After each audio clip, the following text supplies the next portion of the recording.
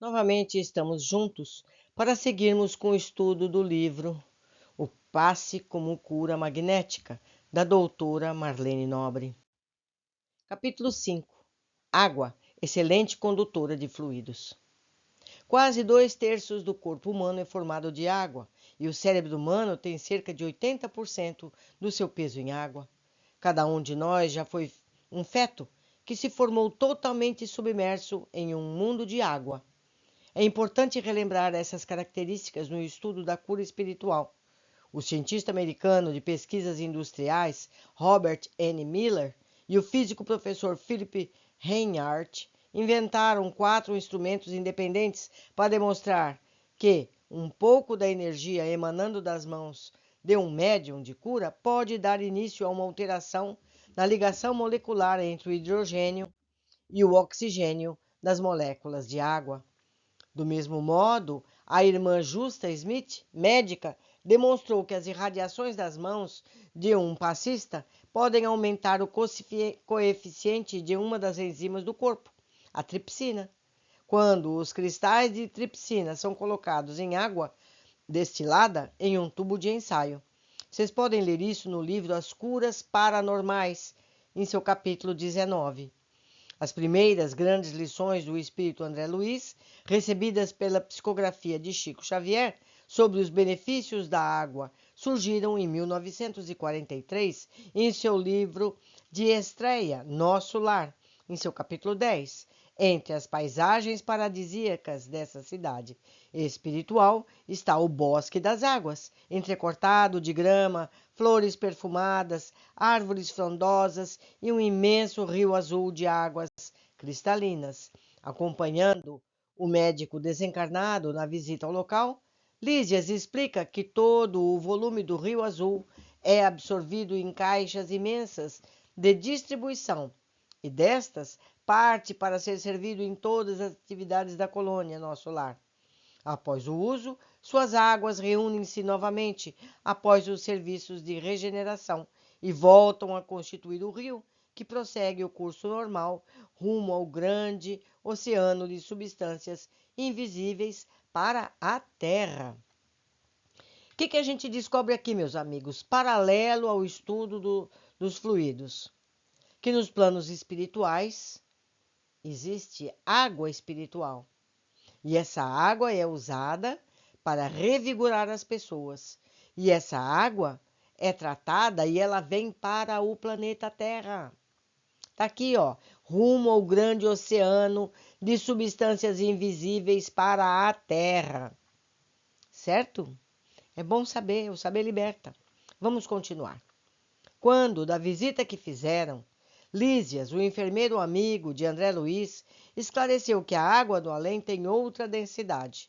É muito mais tênue, mais pura, quase fluídica, e está sob a responsabilidade do Ministério da União Divina, onde trabalham os espíritos mais evoluídos. Entre aspas, na Terra, ressaltou Lísias, quase ninguém cogita seriamente de conhecer a importância da água. Aqui, no entanto, aprendemos a agradecer ao Pai Celestial e aos seus divinos colaboradores semelhante dádiva. Livro Nosso Lar, no capítulo 10. Explicou que a água é o melhor e mais poderoso condutor de fluidos de qualquer natureza. Por isso, são os componentes do Ministério da União Divina, os espíritos mais evoluídos, que promovem a sua purificação e magnetização em nosso lar. Uma vez purificada, segue rumo aos diversos institutos que a magnetizam com elementos específicos, fazendo assumir características curativas e alimentares. Após a utilização, os diversos afluentes reúnem-se novamente no grande rio, que sai das imediações da colônia, levando consigo as características espirituais do local.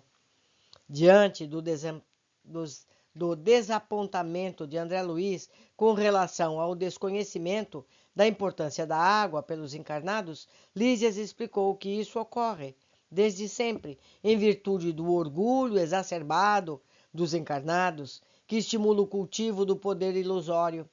Essas imperfeições do espírito não permitem aos humanos ver claramente os benefícios oferecidos pelo Pai Criador, e entre eles a real importância da água.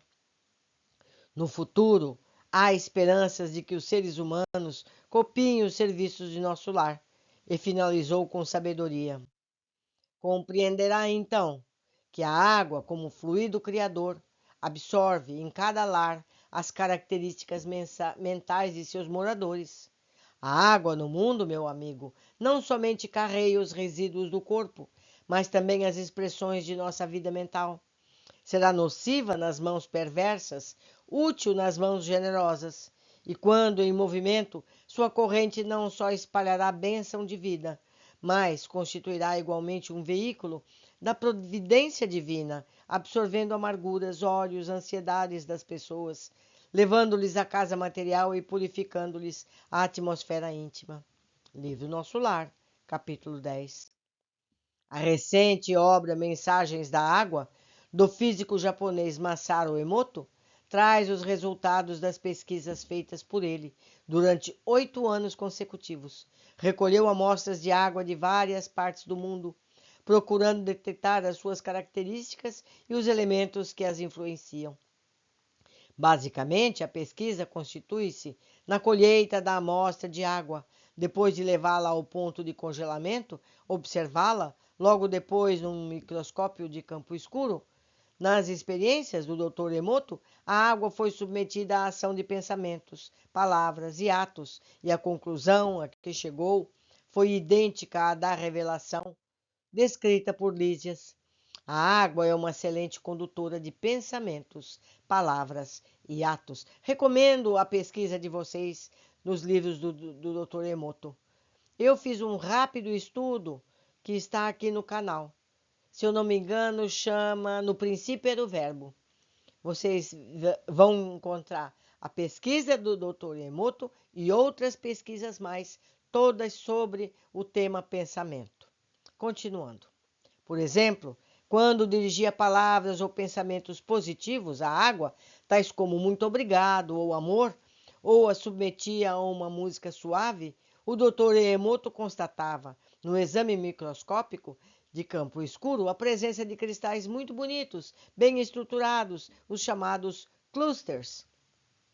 Se fosse o contrário, quer dizer, as dirigisse a um jarro de água pensamentos ou palavras más ou negativas, tais como eu vou te matar, ou o nome de algum personagem histórico reconhecidamente mau, depois do congelamento dessa água, os cristais não se formavam e o aspecto era bem feio ao microscópio.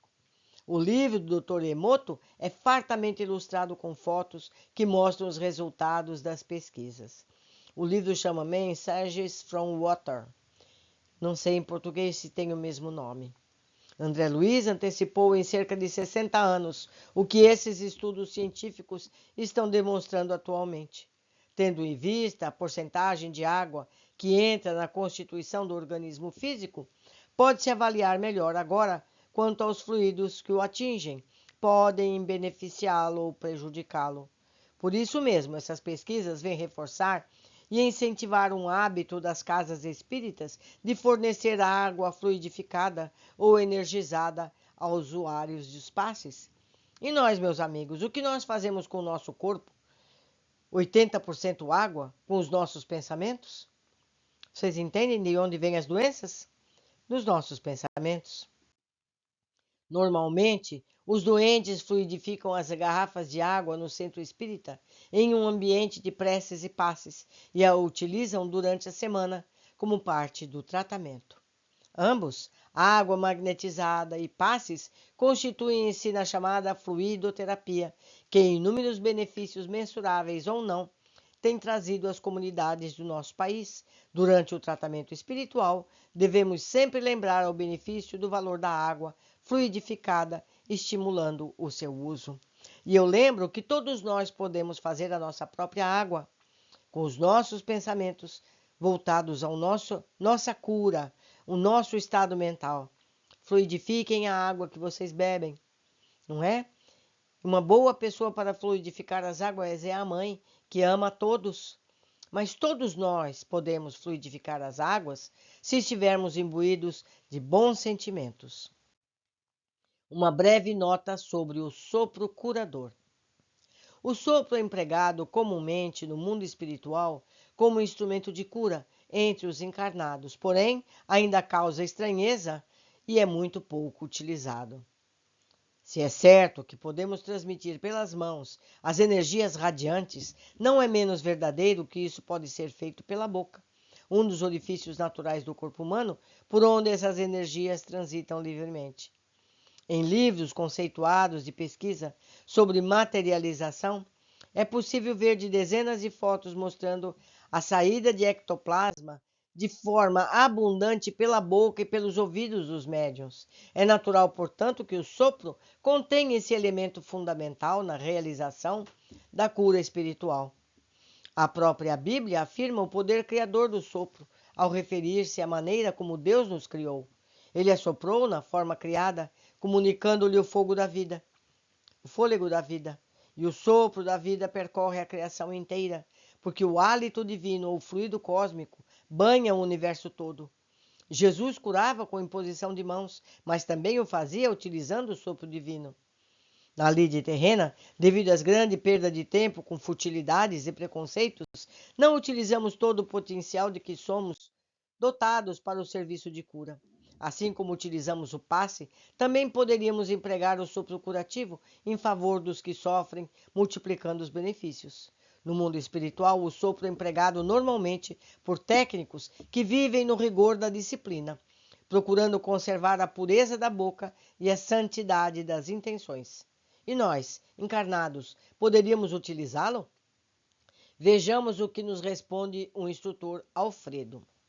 Diz ele: para que o sopro se afirme suficientemente, é imprescindível que a pessoa tenha o estômago sadio, a boca habituada a falar o bem, com abstenção do mal, e a mente reta, interessada em auxiliar.